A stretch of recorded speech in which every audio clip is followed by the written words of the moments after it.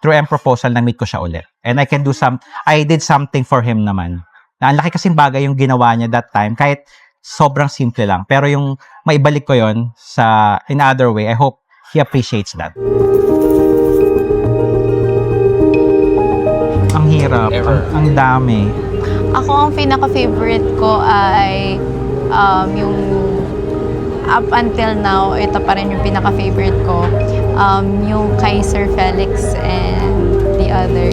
Kasi sobrang unforgettable nun kasi in a way na of course, he believed in us. Very nagsisimula pa lang tayo doon. That was around 2022-ish. Oo. So, ayun. And still one of our most grandest proposal ever yun. So, yun yung pinaka, ano ko talaga. Ako, I can think one, pero not because it was so grand. Kasi yung client, coincidentally, was the doctor of my father. And that time, I was so confused. Sa lahat ng doktor na nakakausap ko, siya lang yung pinakamatinong kausap. So I really, really like him. Unfortunately, hindi natuloy yung procedure. Then I met him again through wedding proposal. Then I reminded him of that. Tapos I was hoping na ako din yung kukunin nila sa wedding. So I don't do that to the rest of the client. Pero yung first time kong ginawang nag-offer ako na, Doc, if you need a planner, just message Ma'am Carmela or ako direct.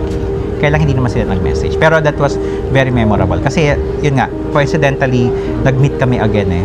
Pero kasi siya talaga yung pinakamabait na nakausap ko sa mga doctors. So, through M proposal, na-meet ko siya ulit. And I did something for him naman.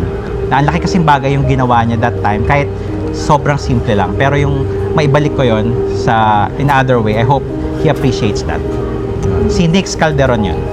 Wow! Si Sir Nix! Oh, that's nice. Sa Lemuria. I still remember